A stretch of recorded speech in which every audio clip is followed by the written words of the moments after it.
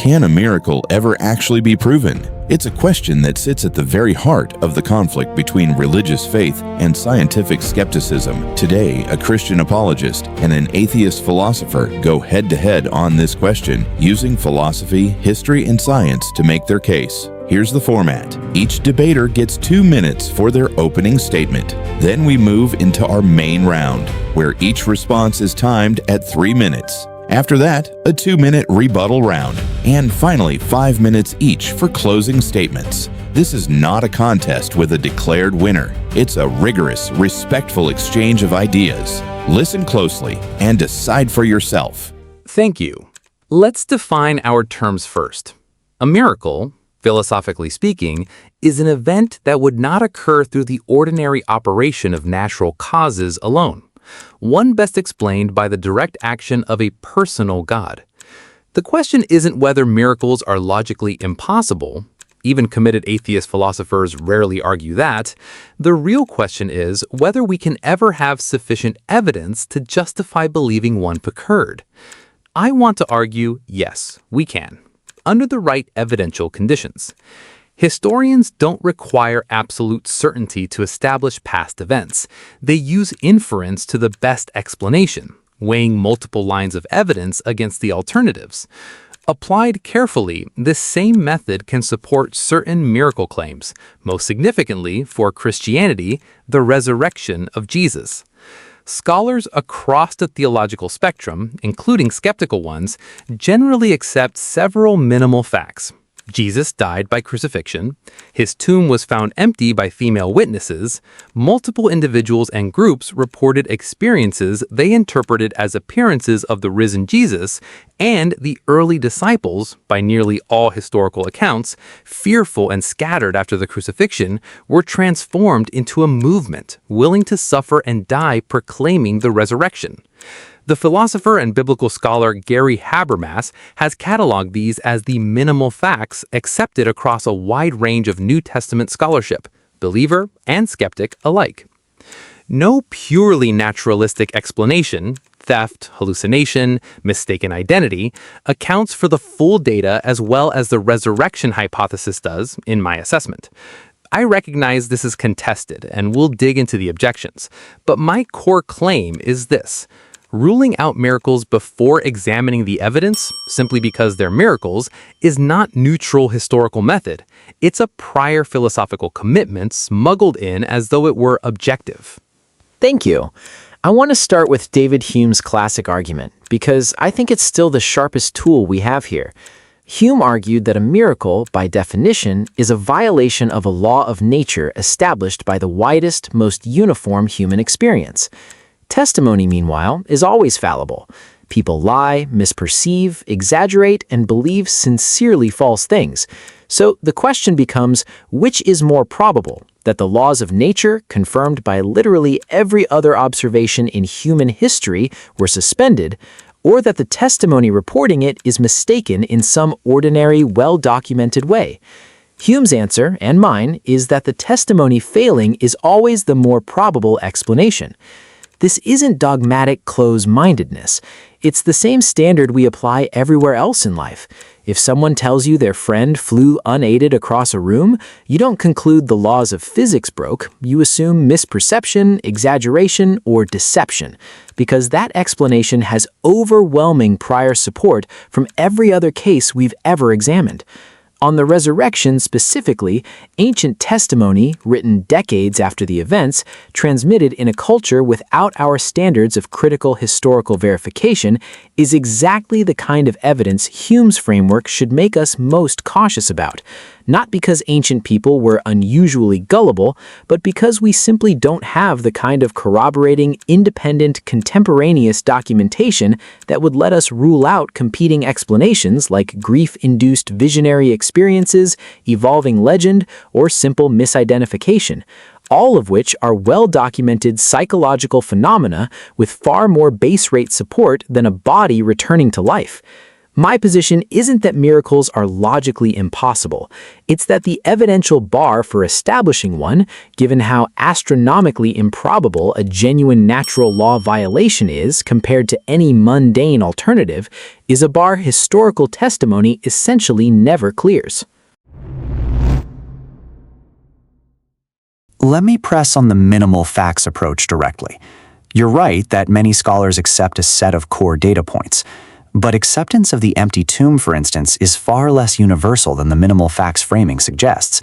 A substantial body of critical scholarship, including work by Bart Ehrman, questions whether Jesus even received a proper identifiable burial that could later be found empty, given standard Roman practice toward crucified criminals. And even granting every data point, people sincerely believed they saw the risen Jesus is not the same evidence as Jesus rose from the dead. Grief hallucinations, bereavement visions, and group reinforcement of an initially individual experience are extremely well documented in modern psychological and grief studies literature. This isn't a fringe alternative explanation. It's a standard one grounded in how human cognition actually behaves under trauma and loss. Those are fair points to press on, and I won't pretend the historical case is beyond all doubt. On burial, while some scholars have raised the question you mentioned, the majority position among New Testament historians, including many who don't accept the resurrection, is that Jesus' burial, quite possibly in Joseph of Arimathea's tomb, is one of the better attested individual facts in the gospel tradition, partly because a specific named semi-hostile figure like a Sanhedrin member burying Jesus isn't the kind of detail early Christians would likely invent. On hallucination theory, grief visions are real and well documented, I agree, but they're typically private, brief, and experienced by one grieving individual, not reported as sustained physical group encounters involving eating, touching, and extended conversation across multiple separate occasions and multiple different groups of people, some of whom, per Paul's report in 1 Corinthians 15, were still alive and could be questioned at the time of writing. That combination of features is what the minimal facts approach argues doesn't fit the standard hallucination profile as cleanly as it's sometimes presented. Let me push back on Hume's argument itself.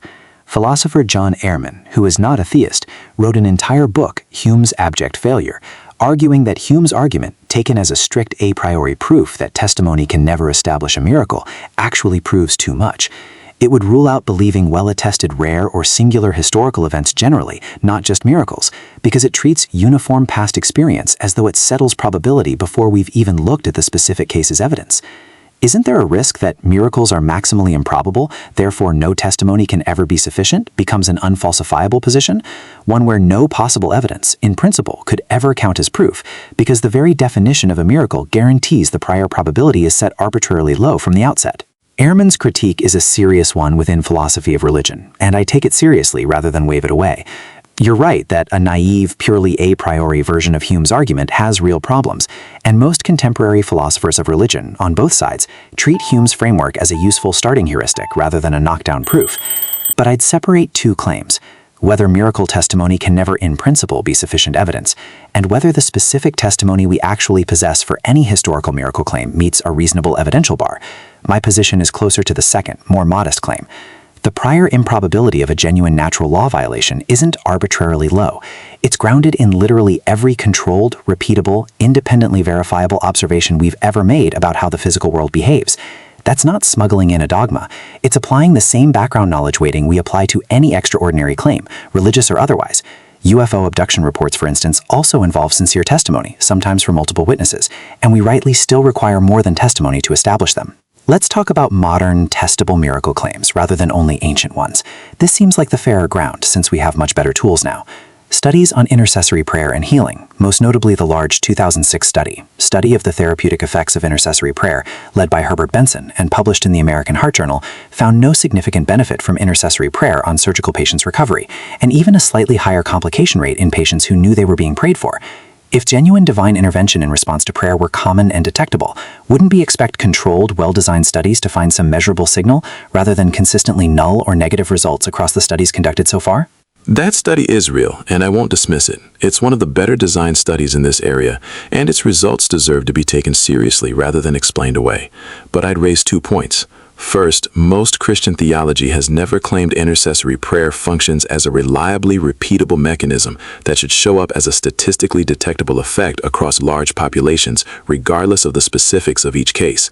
The traditional theological framework holds that God's response to prayer is a free, personal act, not a physical law being tested, which makes it a genuinely difficult thing to study using methods designed for impersonal causal mechanisms.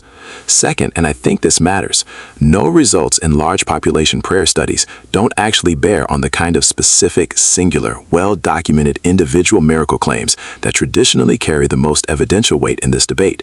Cases investigated at length by medical boards, such as those examined for Vatican beatification processes, which do sometimes involve detailed contemporaneous medical documentation of recoveries physicians involved describe as unexplained by current medical knowledge. I'd argue those specific, well-documented individual cases are stronger evidential ground than population-level prayer statistics, which I agree don't support a detectable general effect. On those Vatican-investigated medical cases, cases like those examined at Lourdes, where a dedicated International Medical Bureau of specialists, including non-Catholic physicians, evaluates recoveries against rigorous criteria before even being forwarded for further church investigation, doesn't current medicine cannot explain this recovery at least shift the evidential balance somewhat, even if it doesn't prove supernatural causation outright? I'd distinguish two very different claims. Current medicine cannot yet explain this, and therefore a supernatural cause is the best explanation. The history of medicine is frankly full of recoveries once considered inexplicable that were later understood through subsequent scientific advances.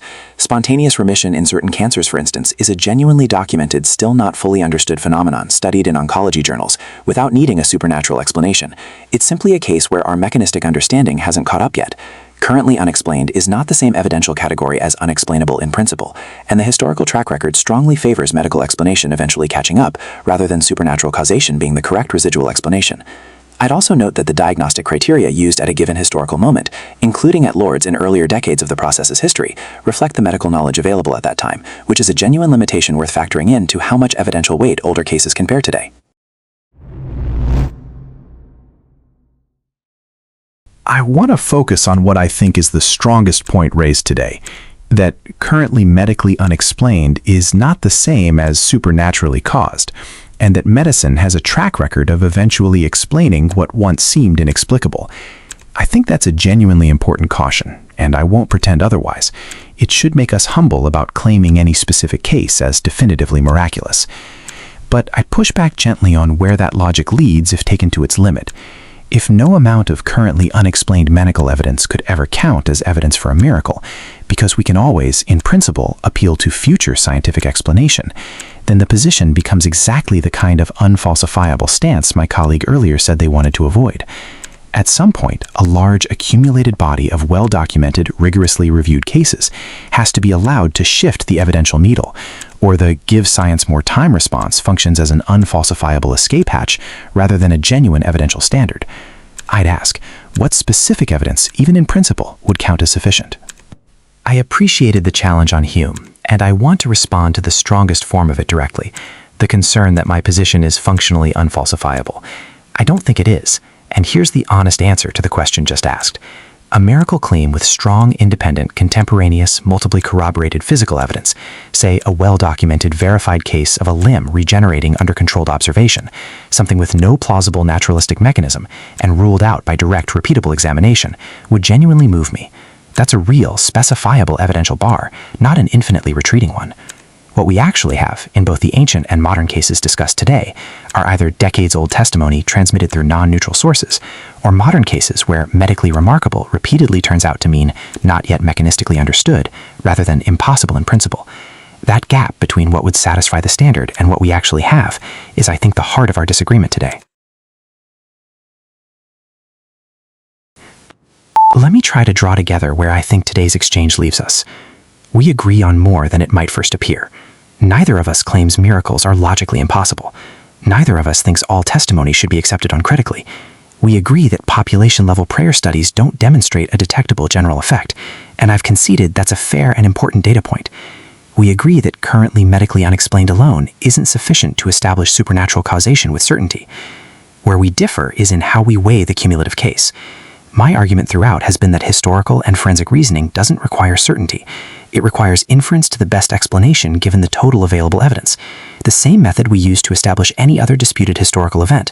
From the authorship of ancient texts to the outcome of ancient battles we have only fragmentary testimony for.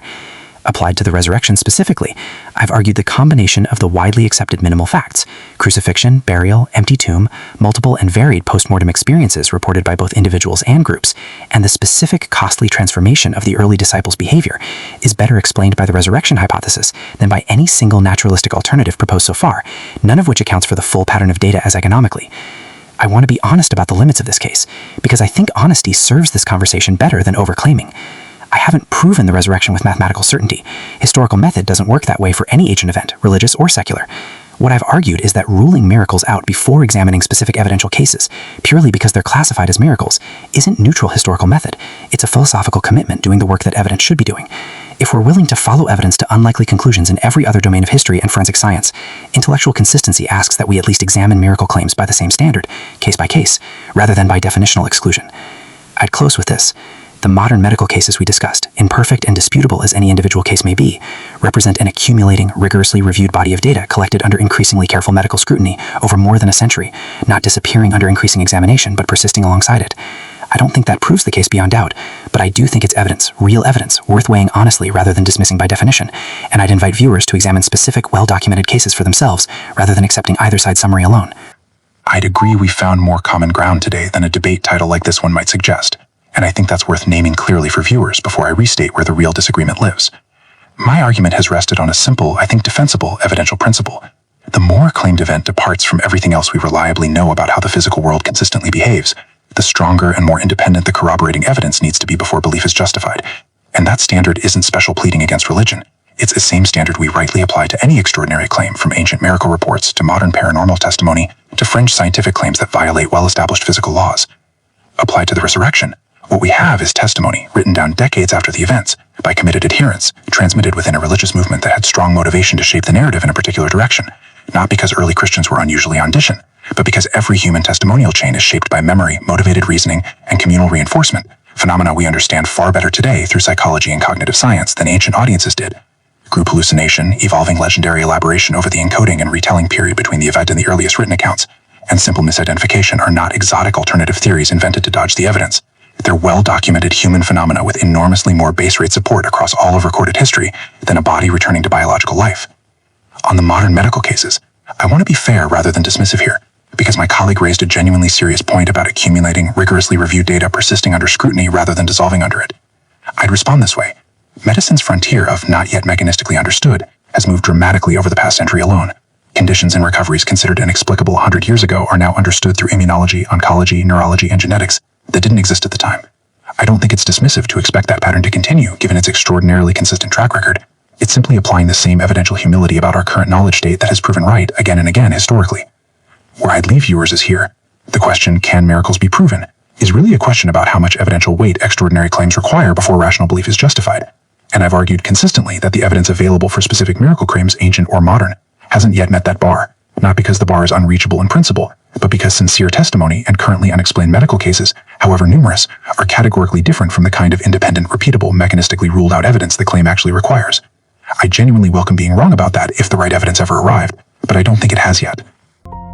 So, can a miracle ever truly be proven? Today, you heard two rigorous, evidence-driven cases, one arguing that historical and medical evidence can, cumulatively, justify belief in the miraculous, the other arguing that extraordinary claims demand a level of independent evidence that testimony has never quite delivered. No winner declared, just two strong arguments laid out for you to weigh for yourself. So here's the question we'll leave you with. Where do you think the evidential bar should sit before an extraordinary claim like a miracle can be accepted as true? Let us know in the comments. We'd genuinely like to hear your take. Thanks for watching.